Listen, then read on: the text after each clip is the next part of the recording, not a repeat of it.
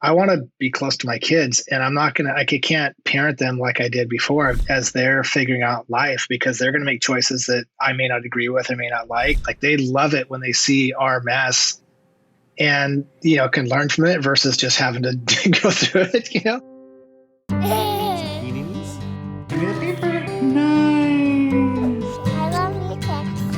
Hey guys, I'm Young, a full-time dad and a full-time professional with the goal to become the best parent possible. The Girl Dad Show is my journey interviewing fellow working parents aspiring to be both good at work and parenting. I'm going to do this by gathering and sharing unfiltered perspectives from my guests. So join me as I research parenthood one interview at a time. Jason Andrew, thank you so much for joining me on my show today. Absolutely. Glad to be here, Young. I'm really, really excited to get to interview you. I feel like I've learned so much about parenthood and being a dad and a working professional from you. So I'm really excited that I get the chance to interview you on my show. Sounds awesome. I'm looking forward to it. I have to ask you about your glasses before we get started. Those are looking really, really cool. Oh, you like them? I can't see anymore without them. Like, I never had glasses my entire life until, well, I guess maybe like 5 years ago when I was 40, my eye doctor said, in like 2 or 3 years, you're going to need glasses. And I was like, whatever. Yeah. And then I was like, woke up one morning, I was like, what? I can't read. And so here I am. Now I can't read, and I have to wear them all the time. So now you're using it as like a fashion statement, because that's a bold, like, white rim, with the black on the bottom. I mean, that's a statement. I like it. Thanks, man. Yeah. Yeah, I mean, if you're going to go with glasses, you got to go with something cool. That's right. I mean, there was a point, I think it was in high school or college, where I got like glasses with just like basically windows, they're like just glasses, no prescription, just for the look of it. Because I felt like you look so much more smarter and sophisticated with glasses on than without. So yeah, lean into it if you have to wear it, Wait, and do you wear contacts or glasses? I don't think you do. I have reading glasses. So when I have to do a lot of reading or a long driving, I'll wear them. I can't see things from far away. So it's not terrible. So legally I can drive without it, but it gets, after a while, I do need them. And it's just part of growing up and just getting old and just looking at these screens all day, right? It's just like, I can't imagine this being helpful for our eyes and straining with all the blue light and stuff. So Agree. Yeah. How many pairs of glasses do you have? Just one. That's it. My wife gets a pair of glasses every year. I'm like, these work. Why do I need new glasses? Yeah, they look cool. I love them. I love white as an accent color, so it's really great. It's like a really fun color that you chose. They match my AirPods. That's right. Now you just got to get the white watch band, and then you'll be exactly right. Take it all the way. That's right. Hey, so just because we need to make sure that we're also entertaining the listeners, not just myself and your glasses and your fashion choices, why don't you tell us who you are and what you do for a living? Sure. My name is Jason Andrew, and I am in California, just south of San Francisco, and I've been an entrepreneur for the last 15 plus years, mostly in the insurance space. So started a couple of companies, both in the insurance brokerage space and technology. I have 3 teenage boys, and I have a wife that I've been married to who's stuck with me for 24 years, I think. Nice. And what do you do right now? We were acquired like 10 months ago by a company named FINEOS, which is a company out of Dublin, Ireland, which is public on the Australian exchange. Kind of odd. So it's like 3 different continents. And I'm their chief alliance officer. So I handle all their partnership and kind of strategy stuff. I love it. Very, very exciting. Congratulations on the new role and also obviously the acquisition. I know that was a really tremendous 1.5 years of work and excitement for you. And it was really fun to watch from the outside and then really fun to watch you kind of land in this really cool role and position at a really large company, given the history of how scrappy we used to be back when we were building up Limelight many, many moons ago. Wouldn't have gotten there if you hadn't helped. Oh, thanks for saying that. That's really what I was trying to get at. So I appreciate you feeding right into me, pandering into that. So I'd love to know what kind of projects are you currently working on? Or do you have any big things that you're trying to focus on at FINEOS or as the new Chief Alliance Officer? Any like major initiatives you're focusing on? Yeah, we're working on building out a partner strategy and ecosystem globally, which is helping with SI partners, so sales integrators like Ernst & Young and PricewaterhouseCoopers, Deloitte, and folks like that help implement product into big insurance carriers. Then also working with other technology companies that are complementary. We did a deal just passed the acquisition with a company that's doing AI and machine learning around claims and so forth.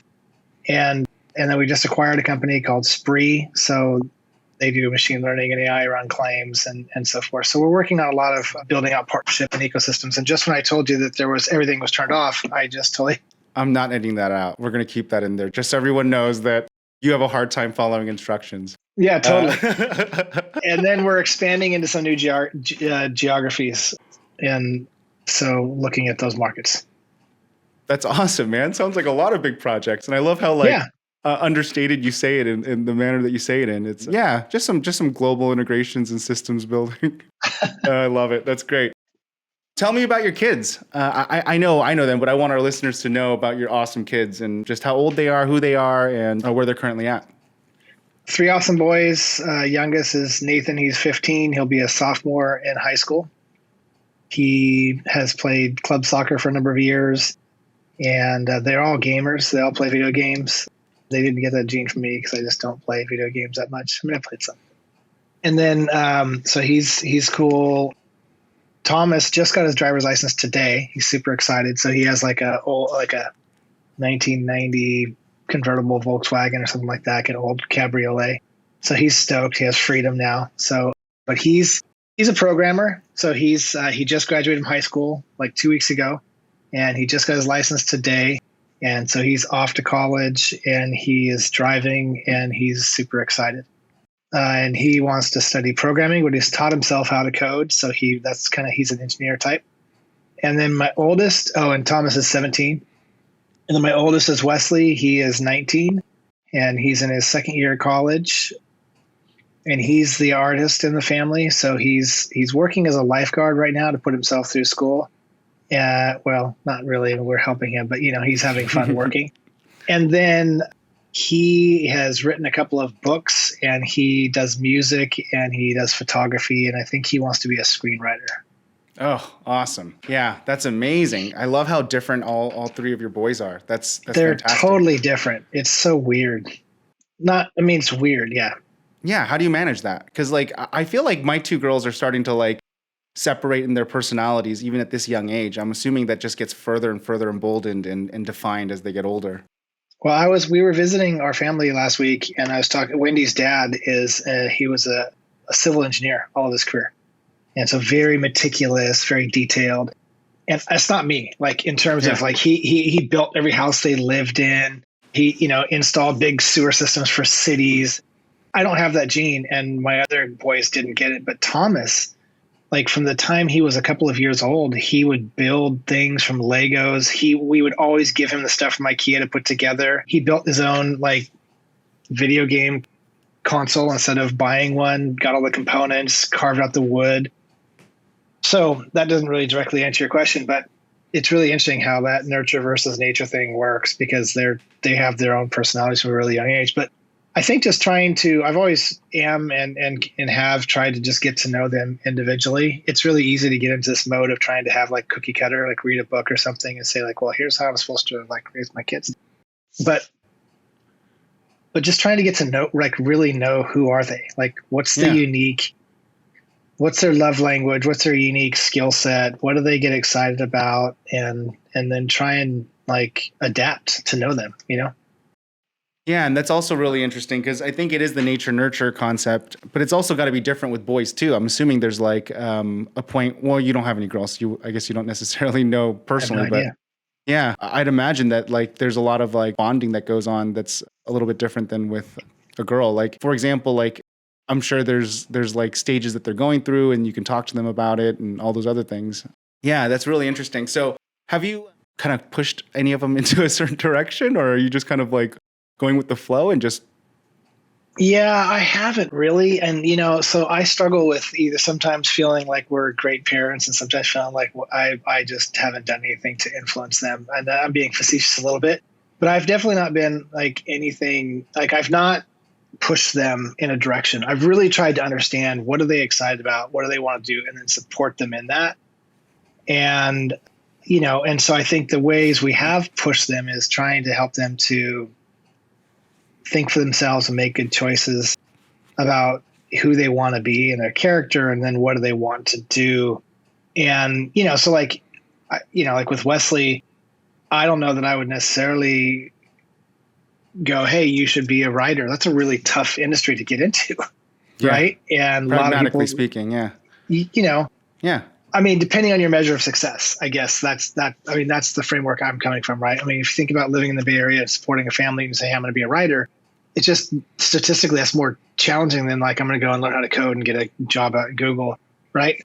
So, but it's what he's passionate about. And so what I'm trying to do is help him learn the skills to learn how to network and market himself and the things that he doesn't like to do that are critical to being successful, whether he's the best writer in the world, right? And so that's kind of how I've thought about it, which is like, what are they really excited about? And how do we build the support around them versus like going, well, hey, you need to be an entrepreneur because that's what I've done, or you need to, Yeah, and that's also kind of goes to the other thing that I like to talk about or think about when I think about parenting is like how much of it is like you educating them and how much of it is you leading by example, right? And that whole conundrum of like them soaking up, what parenting is or what success looks like by being like you and watching you or basically learning from you. But I think it's really interesting for me to point out for everyone else that I find that you have always made a very, very big point in your career and you've always been aspiring for more and more in your professional career and you've always succeeded and been successful in a lot of different endeavors,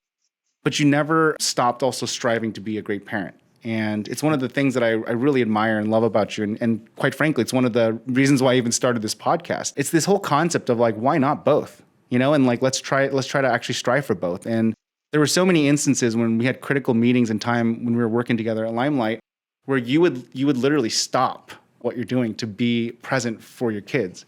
And it's kind of like the first time, like the kind of the idea planted in my head that as parents, you're constantly figuring out how to best allocate your time. And it's one of the situations where you have to spend time being a good business person and spend time being a good parent. And I love that about you. And you're always striving for that balance and always trying to figure out what that looks like to the point of like almost being awkward in either the parenting side or the business side. And I think that was always really fun to watch you do that. That being said, I do want to know, like, if you could share with us your childhood. I'd love to see if, like, how you were brought up and how that impacted how you are as a parent. Yeah. So, maybe we can come back to the thing you said, and I appreciate that. And it's hard, right? I mean, we've talked about it. So we can come back to kind of those choices between like work and family and all that. So I think a lot of probably what drives me on both of those is that I didn't have a lot of success. My parents didn't have a lot, growing up or a lot of parenting. So I think I kind of flipped that on its head and wanted to give my kids a different experience. So, we were on welfare and, my mom was a hippie and moved around a lot. So I think, like the first 5 years of my life, we lived in like a bread truck, lived in a tent, lived in an abandoned house, no electricity, like just some crazy places. And then later on, it was a little bit more stable, but there was a time then like from fourth grade through high school where I lived like for a couple of years, we lived in like a trailer with no water, no electricity, nothing. It was like a tiny little trailer. And so that was not a fun experience, to say the least. And, so I learned a lot through that. And I just lived with my mom. So my dad wasn't there. And so I had lots of, I think, male role models, through high school and college and later on. But it was really mostly my mom and I. And then for a number of years, my mom did drugs. And so she wasn't really there emotionally during that time. And then I was on my own since I was 17. So that, I think, shaped a lot of how I think. And then my wife had a totally different experience, right? Her parents had been married for 50 years. She had a pretty stable upper middle class life and very both parents at home and all that. So that's my childhood and background. Yeah, it's wild. I mean, just to like think about the stories that you've shared with me and just the stories that you just shared right now at a high level. I mean, and all the different things that go with the nuances of what you just said. It's amazing to think about like how far you've come, right? Both as a parent and as a professional. And it's like one of the things that always makes me curious. It's like that Matrix scene, like, with the vase, like, would you have broken the vase if I'd said something or not with the Oracle? Like, I always wonder, like, if that's what drives you to strive to be so good at both things, being a parent and being so successful in work. What do you think? Yes, I mean, it certainly does. I mean, there's definitely a sense of a lot of the chaos I didn't want to repeat or didn't want my kids to have to go through. Now, I mean, like any family, I mean, they go through their own things and they have to, work through that. And there's issues we always have to work through.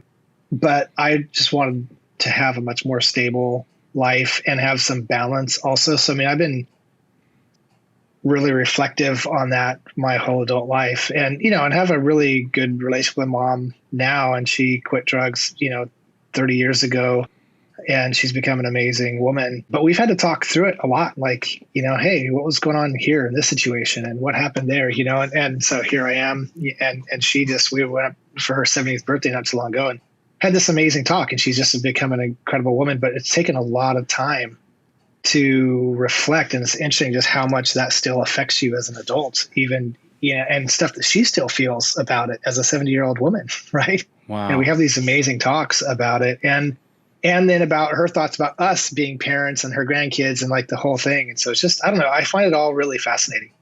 I'm fascinated right now. I can't believe you unpack that with her. You go into it. Oh yeah. No, we have a really, like I was just telling her, it took us years, Young, to just probably from like 20 to 40, right? To just really, we had times where it was really tough or we weren't close. So there were times where, I'd felt hurt or angry or she felt critical of us because the way we raised our kids or, like whatever it is, like all these things. But so every time she would come down, we would like have these talks on the way to the airport.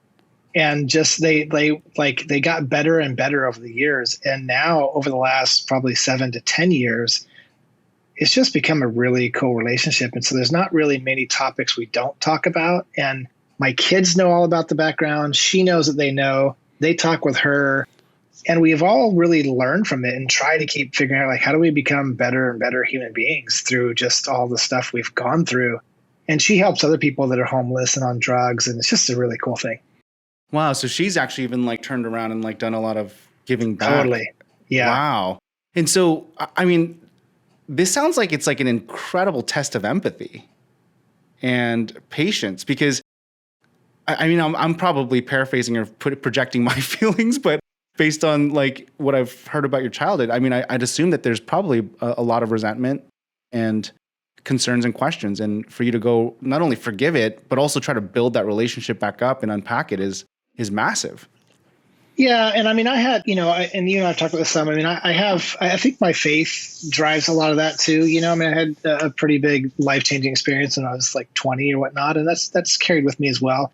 And so I don't, there's been certain, do I get resentful and bitter? And is that, a challenge? Of course, there's times where things come up like that. But for the most part, that's with my mom, at least we can have those conversations and we then oh yeah, here's what's going on. And so that's been great. But I don't think I think it all happened for a reason. It made me who I am. Do you know what I mean? So I don't look back and go, oh, I wish it had been different. I mean, I think those experiences have all shaped me and there's people that I can help out, and it's helped shape the way I raise my kids because I can tell them those things, what I went through, the choices I made, the things that were happened to me, the things that I did out of being, angry or mad at the world, and it didn't really help anything. And so, they can learn from that, right? We've had great talks where one of my kids said, I was kind of nervous because I told them a lot about kind of drinking and drugs and partying. And I thought, oh, maybe that's going to influence them. Maybe they'll do that.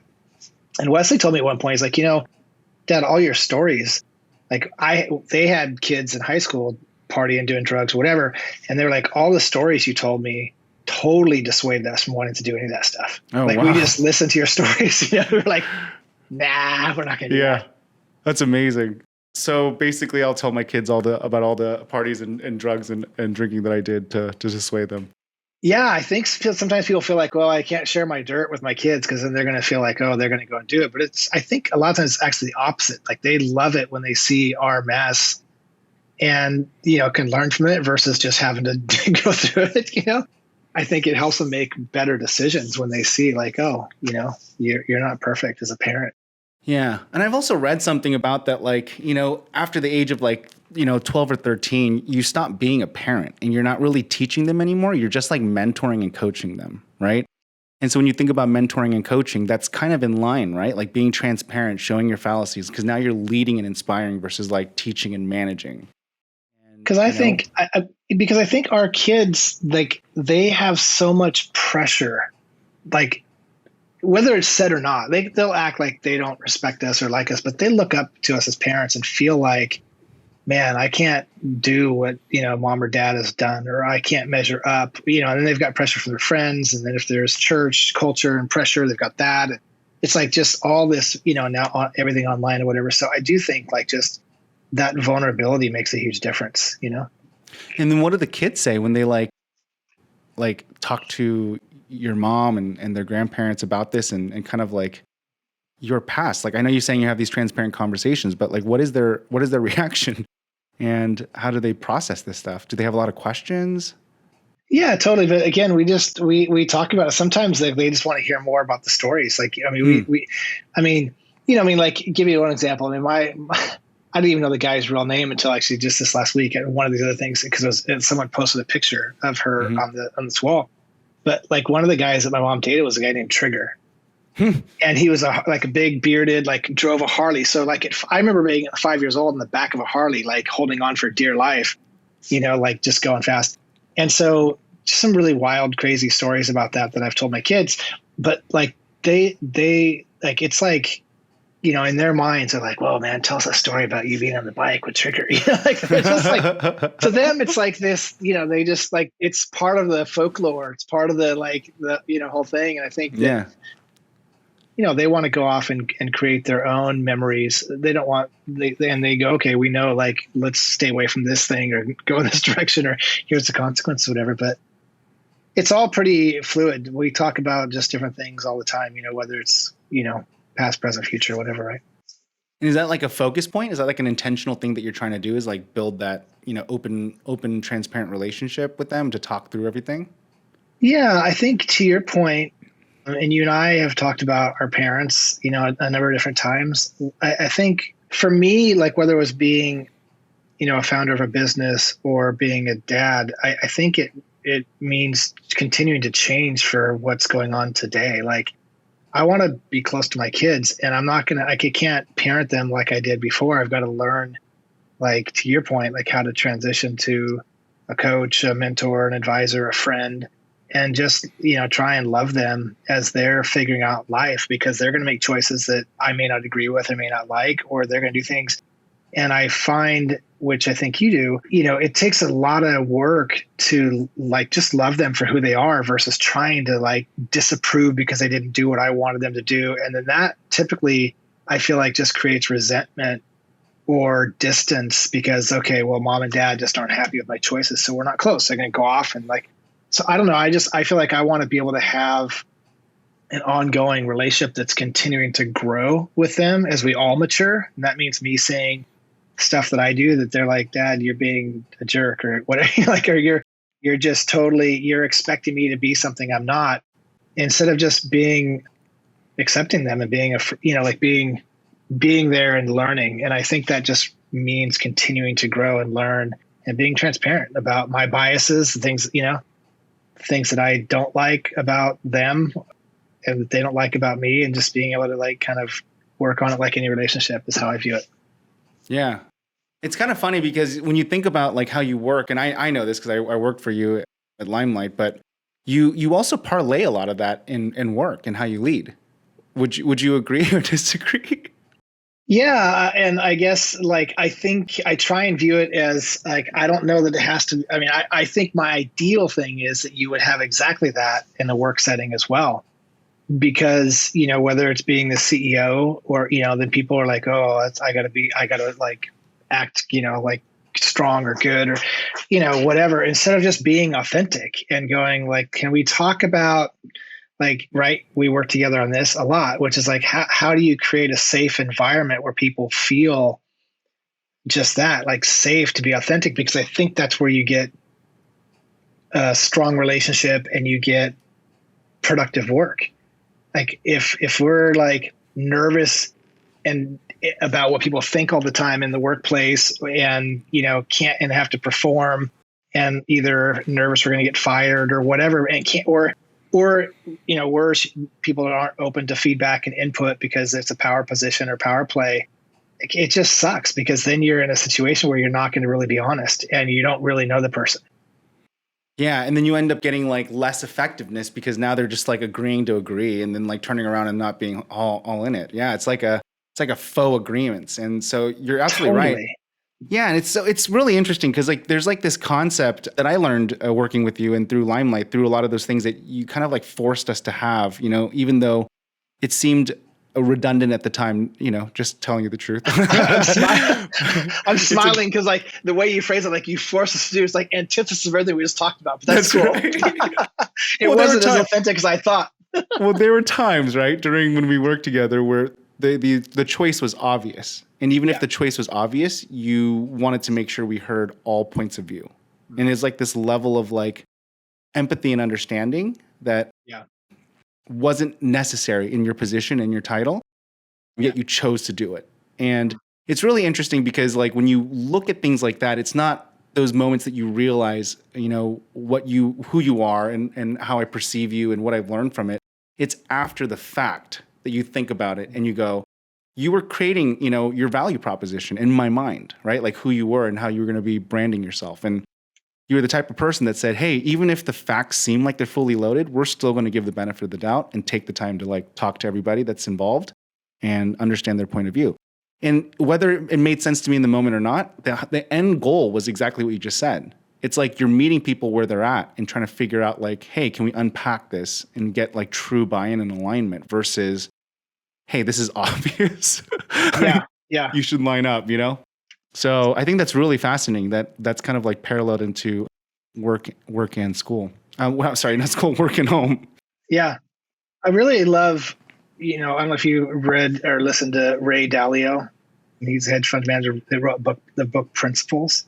He talks a lot about this. They've got a really interesting like work culture. And even like recently his son got in a car accident and died. And he was very public about how he processed his grief. And in the workplace, he's created an algorithm and a program that literally gets people to be authentic and then work through stuff. And it's like, it's a pretty interesting thing, because his whole point is that like, it takes a ton of work to really know what you and I think and feel.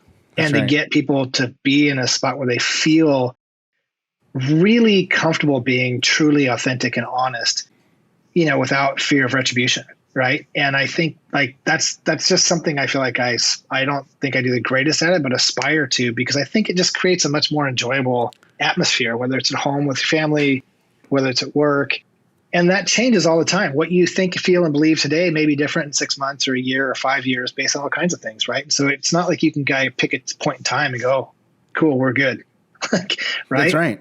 That's right. No, it's absolutely true. And I love that you like are constantly trying to better that aspect of yourself intentionally, right? Because I think that's what's going to make you focus on it and then get great at it. And in turn, that is what's going to make you be more successful professionally and as a dad. I mean, if like there's one commonality, I love that you pinpointed that. I think I agree with you now that I look at it from the macro. It's like the one thing that you can parlay, the skill set that you can parlay from work and home and use it to be successful at both. Because there's a lot of things that you can't carry over. My wife hates it when I get into work mode on the family. She's like, what are you doing? This is the most ridiculous thing ever. And she gets so annoyed, and I think that that's one of those things that you can carry over very, very easily. And it works really well. And just to kind of add to further validate the point that you made, like I've been consulting, right? And I've gotten the chance to work with, I'd say just under a dozen companies over the last, year that I've been consulting. And it's like really interesting to think about the importance of that alignment, buy-in, and psychological safety, trust, approachability, all the things that you really focused on, back then and also now. Yeah. Because a lot of these decisions, as you start to play from an outside point of view and you get to see all of these different businesses, these different verticals, these different industries, they're all unique problems, but they're all the same problem.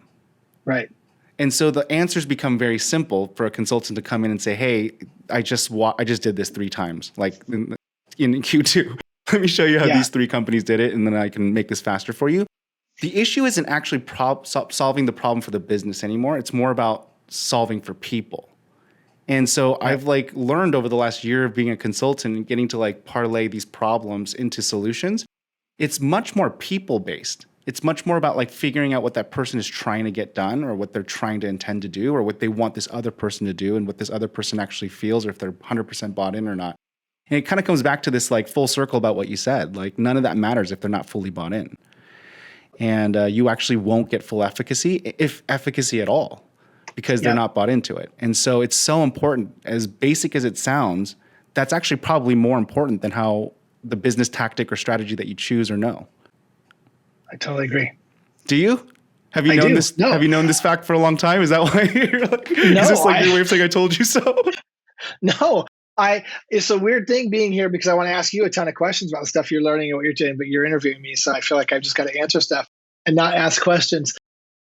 So I do. I mean, I think that that's part of it, which is, how do we, and even like, it doesn't mean that everyone, right, is going to agree at the end of the day, or like that just means we all like, kumbaya, cool, we all agree. But I think it's like, let's be able to talk it through and get as aligned as we can. And then we agree and pick a direction to go. I just think then people seem to be way more on page than if it's just like, okay, I'm doing this because I've been told, but I totally don't agree with it. And now I'm going to do it. Yeah. Or understand it, or, that's right. Or I'm excited about it. And then I'm going to do a half-baked job. Right. Yeah, no, it's like really crazy because it all stems back down to that. And it's like, it's like proving the point as I start to get more and more numbers to prove to that point, you're onto something. And I think that's absolutely correct. How do your kids respond to your kind of meteoric rise, if I may say, because I know you're very humble about it, but you've, for lack of better words, came from the bottom and now you're here, to quote a rapper, a famous rapper, right? Like, what do they think? Because in a very short amount of time in their youth, and they're not even fully like, oh, maybe Wesley you can consider as a full adult, but they're still molding, right? And they've just like changed their lifestyle tremendously in a short amount of time. What is that like? How are they responding? What do they think about it? I think generally they're pretty level-headed dudes, which I appreciate. But I think that you're right. They've been able to, they certainly have not had the rough kind of upbringing that I had, but they certainly, to your point, have seen, us go from kind of high stress, early stage startup, to then having a successful exit and all that. So I think they're appreciative of it. They're grateful. They hype it up like you just did a little bit more, and like, whoa, Dad, that was really cool, man. Like, can't believe you just, do you believe that you just did that, So that's encouraging. And I think that my hope is that they are able to, like, when they're thinking about what they're doing, because they've seen, like, there's been other ones that, like, stuff I've done that hasn't been as successful. So I think I'm just hoping they'll kind of see, like, hey, let's keep trying until things work, and you just don't give up or get discouraged. I mean, you have discouraging times and times you quit, but just keep going. And so that's what I'm hoping they get out of it, right? Is that it takes some time, but if you have something you believe in, then go for it and don't worry about the outcome, because you'll have some success and some failures. And when you see the, really good success, then you can celebrate, Yeah. And you've always been very, very humble. And is that something that you're like trying to intentionally teach your kids to be humble? Is that, you think, why they're level headed, or is that something just like they picked up? Well, I hope so. I don't know. Does anybody like working with arrogant jerks? Do you know what I mean? Like, I guess, but it's like, so I don't know. Yeah. I feel like you're humble to a fault, though. Really? Yeah. Not to a fault. That's kind of too extreme. I think you're very humble. That's yeah. Fine. I'd say if there was like, this is too humble to a fault is 1, and like, arrogant is like a 10. You should ask my wife. She may disagree with you. She'd be like, huh? Humble. What? Oh, that's Hold funny. On, yeah. So, I don't know. I mean, I think I feel like I've been listening to a lot of other podcasts as well recently, and I feel like there's so much to learn. It's like like every time I feel like I've figured something out, I'm like, crap. So I appreciate that. And do I think that I try and teach them that? Yes, I do. I think that they can be very successful, very confident, but also I think that it never hurts to be humble and I think just be inquisitive and willing to learn, Yeah. It's like a tricky thing. My daughters they're starting to get afraid of heights and like starting to get like learn fears and stuff. And I have this thing where I like to put my kids on my hand and like lift them up. I know. I saw that. Yep. Yeah. And they're getting scared. And I'm like, come on, you got to be confident. Don't be I've scared. been scared since you've been doing it. I watch your pictures and I'm like, okay, got it. Okay. So there's a little empathy for them, not on me. Okay, got it. Yeah. So I'm just trying to like learn to adapt to the fact that they're like starting to learn what fear is and being scared of heights. And so it's really hard for me. I know it pales in comparison to the gravity of the stuff that we talked to so far, but it really bothers me. Right. Because I'm like, want them to be like, confident, fearless, and I'm like, and then I'm the one supporting them. I'm literally like, since you were a kid, the moment you could stand, I've been lifting you up over my head, But how long do you think you're going to lift them up? Like, how long would you keep? How long? Well, now I'll never know, Jason. Like, I wish I could answer that question. Well, I hadn't thought about the fear aspect, but I've been wondering, like, how strong are you? Like, how long can you keep doing that, like physically? Oh, God, probably another like 6 months, maybe. Because maybe what's happening is they're really smart, and that fear is just like, Dad can't keep lifting me up like this. There's a point in time where he's going to say, "Oh, I always held you." Oh, then they fall down. Right. And that's right. They're really intelligent, is what it is. So maybe they're just smart. They're not afraid. When they're like 30 years old, they're going to tell me, they're like, "Hey, we always knew you just couldn't do it. So we're trying to save your soft ego because you're kind of fragile." And or maybe you're just going to get more and more buff, and when they're like 35 and they're married, you'll like hold them up at their wedding. You'd be that's like, right. You have one on each arm. That's right. Yeah. No, I've been working out like crazy. I've been realizing in order to like be good at like essentially 2 jobs, right? Yeah. It's like being a dad or being a good dad anyways, and being a good professional that like grows your income and stature and realm like is a lot individually on its own. And then like the audacity of wanting to be excellent at both requires an unbelievable amount of perseverance, physicality, mental acuity, like a lot of stuff.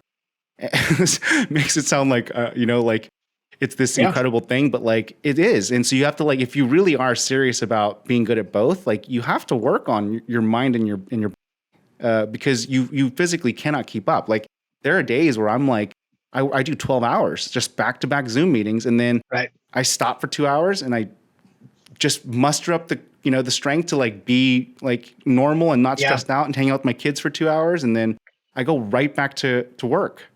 Back to Zoom meetings, and I try to squeeze in a workout at 10 o'clock at night, because if I don't, then I'll just get lazy and sluggish, and it takes a lot, to be good at both. It really does.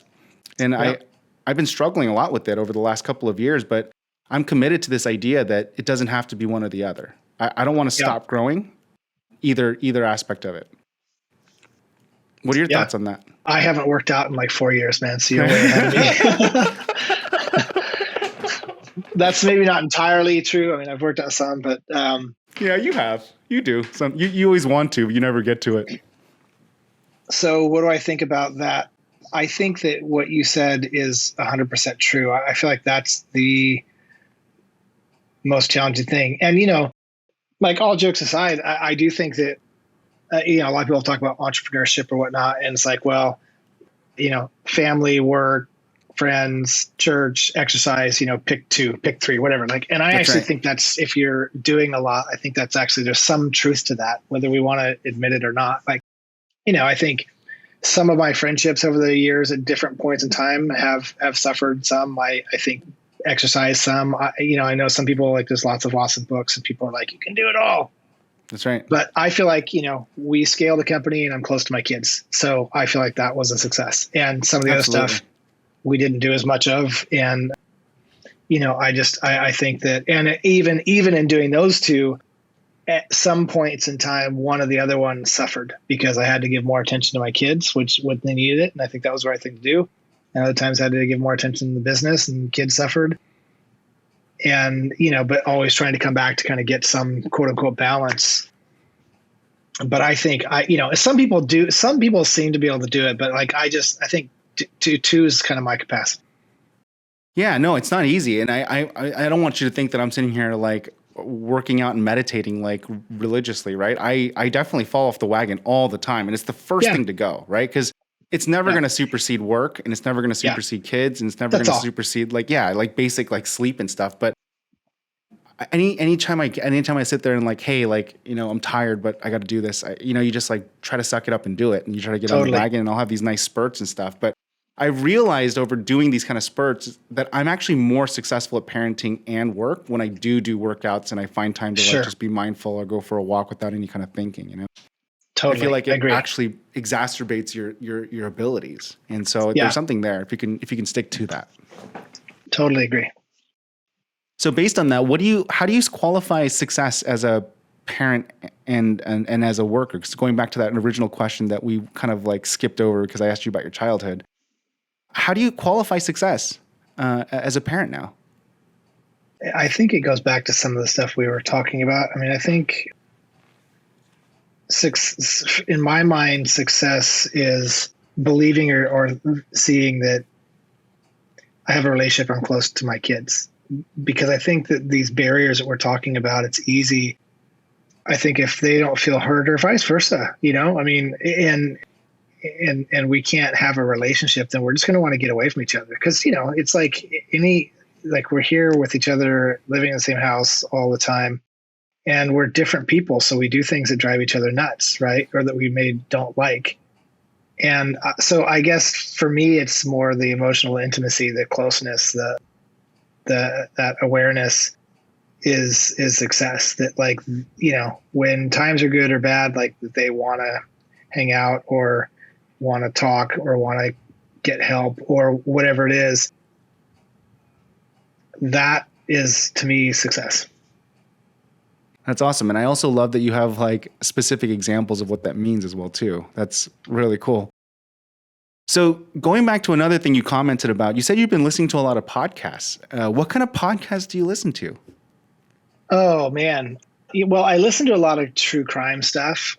Oh, but I mean, all kinds of different things. But I also I've been listening to lots of podcasts about historical, like biblical context and just, a lot of history. I also I love a bunch of like, How I Built This from Guy Raz. And I think also Freakonomics and This American Life. Those are probably like the main ones that I listen to. And I know this is like a really specific question, but when are you listening to the podcast? Because I feel like that's actually very, very interesting how people listen to podcasts. I listen mostly when I'm driving, and we're not driving a lot based on that, but like anytime that I go to the store or go somewhere, out and I'm alone in the car, I typically will have a podcast on. Nice.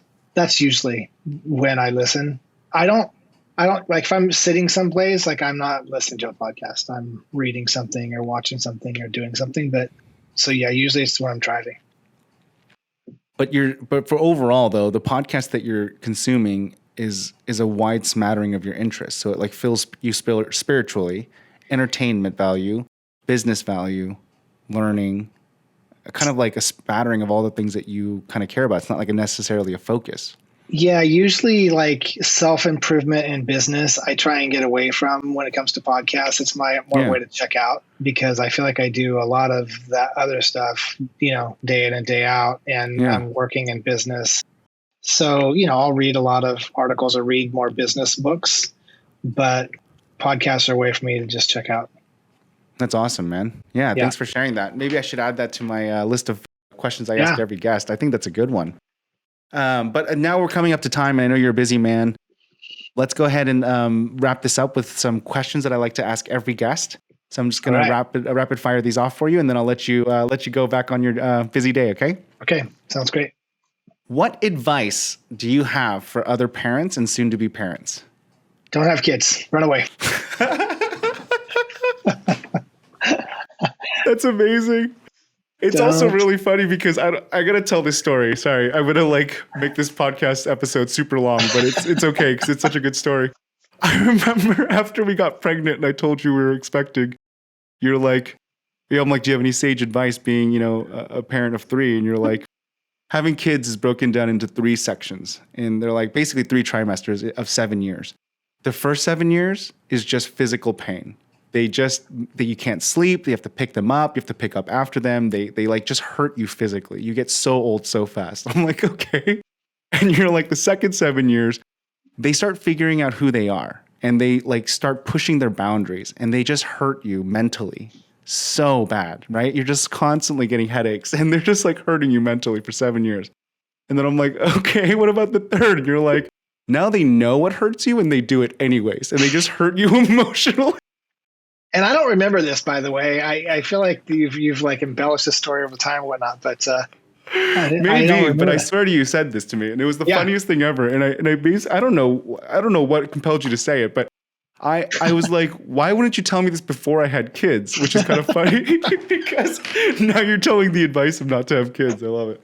No, I think in all sincerity, I'd say just take the pressure off and try and enjoy them. I wish I had done more of that even, but like, it goes by super quick, and everybody says that. And I think it also, I've always, particularly as a younger parent, I felt this incredible pressure to be, like I gotta do everything the books say, reading all the parental books, and none of them, it never works out the way that any of the books say, or like, every family is unique. So I think I've learning over the last years to just enjoy a lot more. But I think in the early years, I would have just enjoyed them at whatever stage they're at and just appreciated it.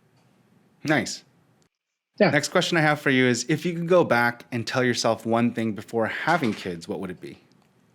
Don't have kids. No. Then again, if I could tell myself one thing, it would be what I just said. And if that's generic, then let me know and I can come up with something else. But no, what it is. Yeah. It was, going into the first, it was like, I was really anxious. I don't want to mess them up. I want to do everything that, all the parenting books say and try and, but looking back, I go, I wish I had been a little more lax in some ways, because it just is so stressful trying to like, I got to do these things, but there's really just no formula for it. Yeah, that's a great answer. What is the most surprising thing that you've learned about yourself becoming a parent? I think that I've had to really work hard at it, because as I mentioned at the beginning of the show, I had a lot of mentors and advisors, and particularly in as I became a young adult and into manhood and all that. But I didn't have a model of what it meant, like how to be a dad. Do you know what I mean? I've read stuff, gotten advice, talked to people. So I think I've had to really work at it, and that's been I think maybe it comes more natural to some folks who had a relationship, close to their dad or did a lot of stuff. But I'd say that's probably the thing that's been the most revealing, for sure. That's awesome. Thanks for sharing that. Yeah. And then my last question, what's your all-time favorite business book? I would say that so far, the one that I just mentioned earlier in the show is Ray Dalio Principles, and just packed chock full with lots of stuff. But that's a tough question too, because I think The Hard Thing About Hard Things, which is a book you recommended to me, is a great book. And I think just the different cycles of building a business and so forth. And I think that's Ben Horowitz. That's a great book.